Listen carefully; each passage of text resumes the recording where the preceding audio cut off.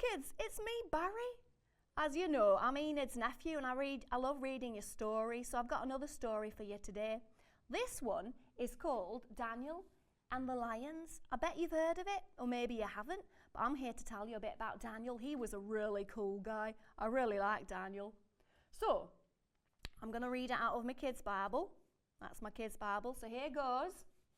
Daniel was a really important man. He was one of 3 ministers chosen by the king to help him rule the land.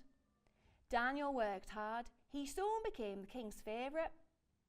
One day, the king decided to put Daniel in charge of everyone. Can you imagine that? Wow. The other 2 ministers were really cross. Why should Daniel be more important than us? They grumbled.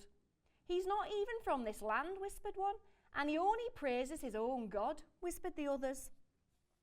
Together they came up with a plan to get rid of Daniel. The 2 ministers went to see the king. "Oh, king, you are so great," they cried. "Make a law saying that everyone should praise only you for 30 days. The king liked to be praised, so he listened to them. Whoever breaks the law must then be thrown into the lion's den, he said. The king agreed to make it a law. Uh-oh. For 30 days, everyone praised the king. But Daniel went home and knelt at the window and praised God, just as he always did. I love that. Daniel's got such faith in God, he keeps praying, even when the government say that he should stop. Wow.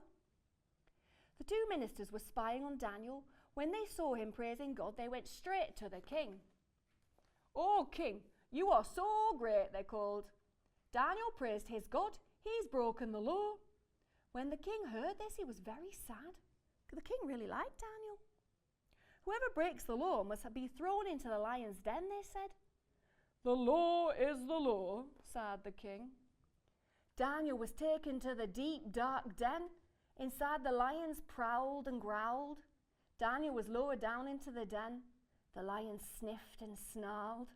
"Oh my goodness." The king looked down into the den and "I hope your God takes care of you, Daniel," he called sadly. A big rock was rolled down over the den so that there were no escape. Daniel sat in the gloomy den. The lions encircled around him. Then an angel appeared and the lions settled down. Wow! The king went back into his palace and he couldn't eat. He couldn't work and he couldn't sleep. All night long he tossed and he turned in his bed. The next morning, as soon as the sun came up, the king hurried to the lion's den. He gave orders to roll back the stone. "Daniel," he called, "has your God saved you from the lions?" "Oh, king, you are great," called Daniel. "God sent an angel to tame the lions. I am safe." The king was so happy as Daniel was lifted from the den. There wasn't a mark on him anywhere. The king made a new law. From that time on, everyone in the land could worship God. "God's law is the law," he said. Wow! What do you think about that story? I love it. Daniel refused to obey the government, the king at the time, because the king said, "Just praise me, don't praise anyone else." But Daniel knew that he wanted to praise his God, our God. And our God is so great. Look what he did in that situation. He managed to close the lion's mouth so they didn't harm Daniel. Daniel came out of the lion's den completely safe. And that was a massive sign for the king. He then made everyone choose to praise our God. How cool is that? I love that story. That again just shows me that our God is so big and can do anything. And whatever situation we're in, if we put him first and we keep praising God and we keep thanking God, God can do anything. Anyway, I love that story. I bet you've got a favourite Bible story. Anyway, that's enough from me.